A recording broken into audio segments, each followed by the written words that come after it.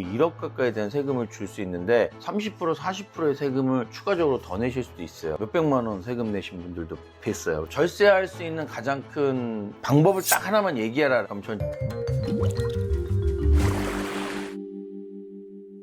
안녕하세요. 사당을 도와주는 사장 사도사 윤상필입니다. 오늘은 부업 또는 창업 하시는 분들 많은데 그분들 위해서 A에서 Z까지 한 방에 알려드리는 특집을 좀 준비했습니다. 저 역시도 맥주집 프랜차이즈를 운영하고 있기 때문에 사실은 장사가 어느 정도 잘 될 때도 세금 낼 때 보면 사실 머리를 쥐어 짜는 경우들이 종종 있거든요. 돈은 금방 들어왔는데 돈이 갑자기 왜 숭숭숭 나가는지, 또 많은 분들이 또 챙기지 않아서 거기다 또 가산세까지 받는 분들도 계셔서 개인 사업자에서 아니면 사업을 하시면서 세무 부분들 중에 어떤 부분들을 시작을 해야 되는지, 또 장소 선택은 어떻게 해야 되는지, 아이템은 뭘 고려해야 되는지, 또 가족들에 대한 급여, 세금을 절세하기 위한 어떤 상품은 어떤 것들인지 이렇게 정리를 한번 해봤습니다.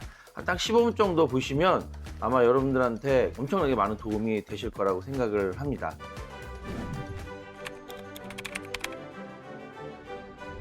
우선 첫 번째 많이 질문하시는 분들이 뭐냐면 사업을 하려고 하는데 사업자 등록을 내야 되잖아요. 그랬더니 사무실부터 구해야지 이렇게 하시는 분들이 좀 있으세요.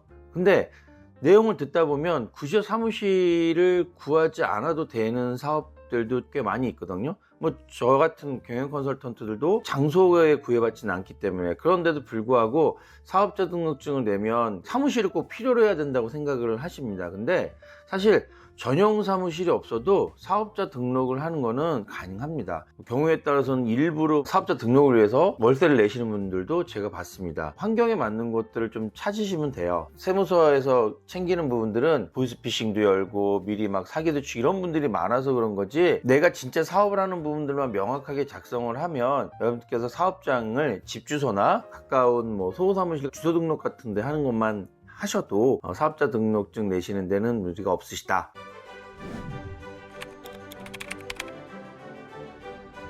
두 번째는 이제 혹시 이런 말 들어보셨는지 모르겠는데 만 34세 이하의 소득세가 5년 동안 100% 감면된다.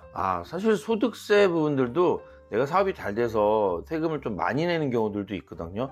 개인 사업자가 순수하게 다 비용을 띄고 1억 정도 만약에 내가 수입을 올렸다 그러면 세금이 한 2천만 원 가까이 됩니다. 5년 동안 만약에 안 낼 수 있다 그러면 거의 1억 가까이 되는 세금을 줄 수 있는데, 물론 이제 만 34세 내가 나이도 많은데 혜택을 못 받나 서운하실 분들도 계시지만, 수도권 과밀 억제 지역 밖에 우리가 흔히 말하는 좀 지방 지역이겠죠. 근데 그 중에서도 이제 우리가 특정 지역들이 있습니다. 경제특구라든지 예를 들어서 인천 송도라든지 뭐 청라 이런 경제특구라든지 반월 시화공단 같은 실제적으로 수도권 과밀 억제 지역에서 벗어나는 경우들도 있고요. 화성 같은 경우도 수도권 과밀 억제 지역에서 지금 벗어나 있는 상태입니다. 그래서 꼭 수도권 안에서 사업을 하더라도 이렇게 수도권 과밀 억제 지역이 아닌 것들을 잘 찾으셔서, 아까 말씀드렸듯이 소사무실이나 이런 경우도 수도권 과밀 억제 지역 이외의 지역에서 주소 등록을 하고 사업자 등록증을 내시면 소득세 감면 부분들을 받고, 경영 컨설팅 같은 저 같은 직업들도 전국을 사실은 돌아다니기 때문에 꼭 사업체가 서울에 있어야지만 된다 그런 부분들은 아닌 경우들도 꽤 많이 있거든요. 창업이어야 되고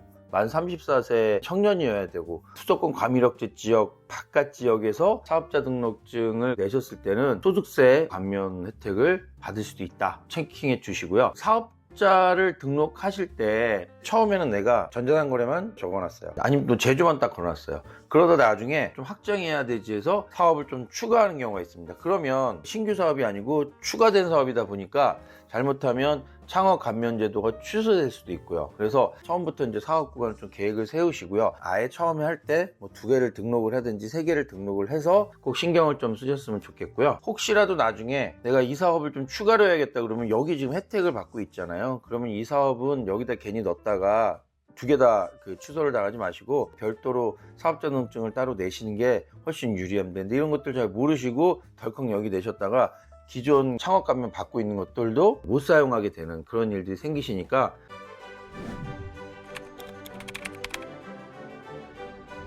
사업을 시작하시면 사업용 계좌를 좀 등록을 하셔야 되거든요. 이건 사업용으로 쓰는 거야 라고 해서 통장을 만들었습니다. 근데 문제는 그걸 국세청에 홈택스에 신고를 안 했어요. 그럼 나중에 이거 인정받기가 되게 힘듭니다. 그러니까 처음부터 홈택스에다가 사업용 계좌를 만들고 그 다음에 사업용 카드를 또 만들어서 그 카드로 지출 비용 같은 걸 하시면 나중에 증빙이 돼서 소득세 감면도 받을 수 있고 부가세 환급도 받을 수 있으니까 개인 카드하고 막 또 기존에 있는 사업용 카드하고 막 섞어 쓰지 마시고 꼭 등록하셔라 같이 말씀 좀 드리고요. 제가 이제 다른 유튜브 채널에서 몇 번 말씀을 드렸는데 절세할 수 있는 가장 큰 방법을 딱 하나만 얘기하라 그럼 전 챙기는 습관, 특히 영수증을 챙기는 습관이 되게 중요합니다. 그래서 내가 무언가를 샀는데 아까 말씀드렸듯이 사업용 카드로 안 사고 개인 카드로 샀고 필요하면 뭐 와이프 카드로 사고 나서 그걸 또 사업용으로 나중에 증빙해 달라고 하는 경우들도 있고 또 현금을 쓰는 경우들도 많이 있거든요. 근데 현금 쓰고 나서 현금 영수증 같은 경우도 뭐 개인으로 받아오신다든지 뭐 그래요. 근데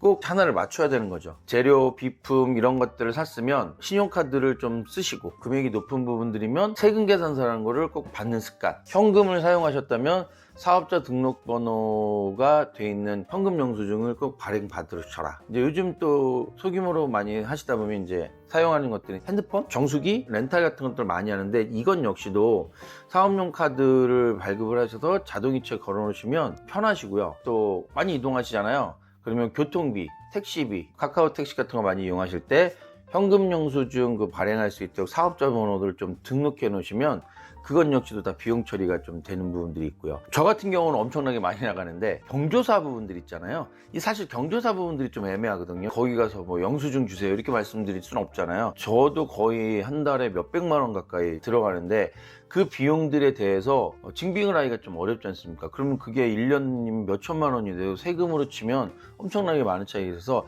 그런 경우에는 부고장 또는 청첩장 이런 것들을 챙겨 놓으셨다가 그것들을 같이 챙겨서 증빙 자료로 남기셔야 됩니다. 그러면 이제 또 요즘에는 종이로 안 준다는 거죠. 카톡으로 와버리고 뭐 문자로 오고 그런데 그러면 그 문자 부고장 역시도 JPG 파일이나 PDF 파일로 보관해 놓으셨다가 제출하시면 특별한 무리가 없으시면 비용 처리가 됩니다. 그런 것들도 꼭 챙기시는 어떤 습관 가지시고요. 창업 초기 하시는 분들 중에 처음에 사업을 하다 보면 가게 인수하면 뭐 권리금도 내고요. 인테리어도 좀 하시는 경우들 있잖아요. 아직 사업자 등록증이 안 나온 경우를 하더라도 세금 계산서를 좀 받아두셔야 되거든요. 사업자 등록증 직전 뭐 한 달 정도 선에 안에서 사용했던 비용에 대한 부분들은 다 비용으로 증빙할 수 있는데 그때 비용으로 증빙되는 게 적격 영수증이거든요.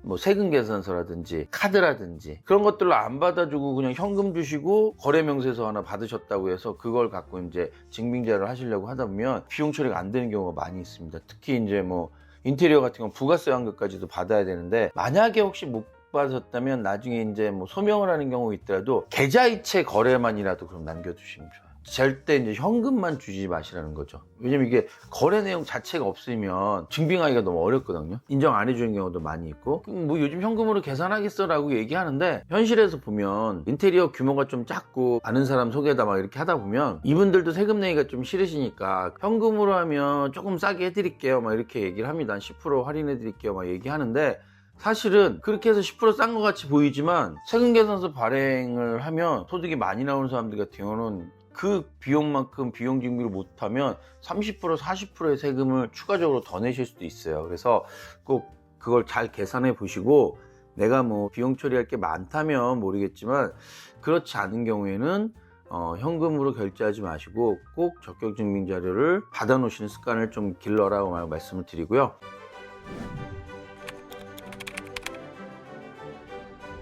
그 다음에 이제 창업하면서 가장 큰 지출 중에 하나가 뭐냐면 인건비죠. 놀랍게도 급여 신고를 누락해서 나중에 이제 신고하다 보니까 가산세도 맞기도 하고 매달 사대보험 내주셔야 되는데 안 냈다가 한꺼번에 과태료 나오는 경우들도 많습니다. 직원을 내가 일단 고용했다면 첫 번째 무조건 근로계약서를 쓴다. 그리고 나서 정규직이라든지 좀 이렇게 같이 오래 근무하신 분들은 사대보험 등록을 하고 거기에 사대보험에 대한 취득신고 또는 그만두셨을 때는 상시신고를 하셔야 되는데 그 제대로 안 하시면 과산세 물고요. 만약에 이제 내가 알바 같은 분들을 써서 한다 그러면 원천세 신고라고 해서 원래 돈을 번 사람이 세금을 내야 되잖아요. 근데 좀 그런 거 하기가 어려울 수 있으니 우리가 떼놨다가 미리 이 사람 이름으로 그 사람을 대신해서 세금을 내는 게 원천세 신고거든요. 근데 이거 다음 달 10일까지 해야 되는데 누락해서 과태료 부시는 경우들도 있으니까 챙겨서 과태료 불지 않게 하시는 부분들이 있고요. 그리고 이제 가족들과 함께 운영하시는 부분들도 있습니다. 소규모 규모다 보니까 뭐 어머님이 도와주실 때도 있고 뭐 배우자가 도와줄 때도 있고 동생들이 와서 뭐 잠깐 알바하고 가는 경우들도 있는데, 도와줬다고만 하지 마시고 급여 책정을 일부 좀 해놓으시면 그 금액만큼은 소득에서 좀 빠질 수가 있기 때문에 잘 기록을 해 놓으셔야 될 필요가 있습니다.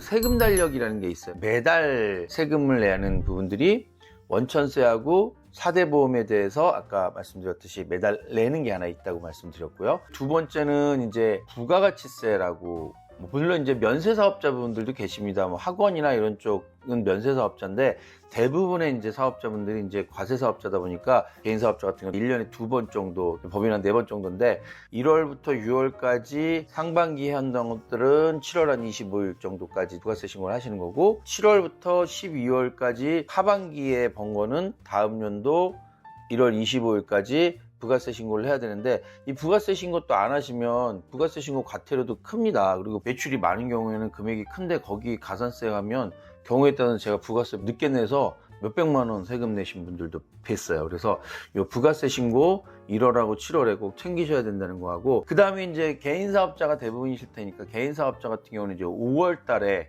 종합소득세, 아까 냈던 부가가치세나 원천세 같은 경우는 소비자나 일했던 급여생활자가 내야 될 것들을 저희가 미리 떼놨다가 국가에다가 대신 신고해주는 개념인데, 5월 달에 내는 종합소득세 신고는 내가 실제적으로 총 벌은 돈에서 작년 1월부터 12월까지 벌었던 모든 부분들을 합산해서 올해 5월 달에 이제 신고를 합니다. 또 요것도 종소세 신고를 안 하시는 분들도 좀 계세요. 종소세는 가산세가 좀 셉니다. 종소세는 깜빡하시면 절대 안 되세요. 6월 달에 이제 신고하시는 분들도 종종 계시는데, 그분들이 이제 성실신고 확인 대상자라고 해서 개인사업자 중에 매출이 일정 부분 이상 높으신 분들 같은 경우는 6월 달에 신고를 하셔야 되는 분들, 이렇게 해서 반드시 이 부분들을 날짜를 체크해 하셨다가 시기를 놓치지 않는 부분들이 꼭 필요하다.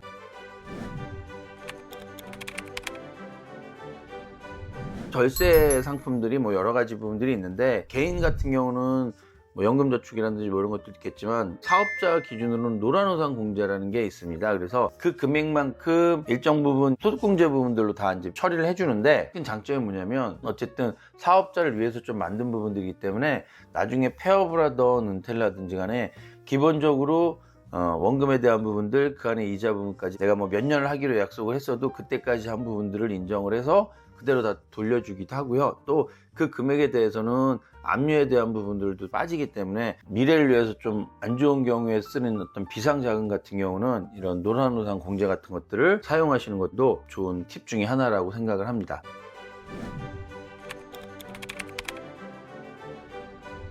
질문을 저한테 자주 하시는 분들이 이제 벌써 사업을 하신 분들 있죠. 계좌도 안 만들었는데 어떻게 할까요? 지금 해도 될까요? 지금 해도 되십니다. 지금이라도 빨리 홈택스에 등록하시고 과거 영수증 챙길 수 있는 거 다 챙겨서 수정신고라고 하는 거 있어요. 그때 내가 이런 부분들에 대해서 비용 처리를 못 받았다. 그러니까 이런 부분들을 다시 신고를 해서 세금을 환급해달라. 뭐 경정청구 이런 말씀 들어보셨을 텐데 이렇게 신청을 하실 수도 있습니다. 그러니까 꼭 그런 부분들 지금이라도 만드셔서 챙기시고 등록하시길 바라겠습니다. 역시 사업을 하고 계셨던 분들이 가족인데 지금까지 계약서도 안 쓰고 그냥 월급만 줬다. 근데 그래도 인정받을 수 있냐? 뭐 사실 좀 애매한 부분도 있죠. 근데 일단 지금이라도 근로계약서는 작성을 하시고요. 월급의 계좌이체 부분들도 이제 좀 증빙을 할 수 있도록 뽑아 놓으십시오. 그리고 나서 이제 같이 가지고 가셔서 담당 세무서나 또 세무서 사무실 쪽 회계사님하고 상의를 해서 이 부분들에 대해서도 아까 말씀드렸듯이 좀 인정받을 수 있는지, 경우에 따라서는 어떻게 증빙을 했고 돈을 주고받았고 실제적으로 일했던 부분들이 명확하다면 인정받을 수 있으니까 지금 아까 같은 거 못 챙기신 분들도 지금이라도 계약서 쓰시고 이체 사항들 가지고 전문가분들을 만나보시기를 말씀드리겠습니다.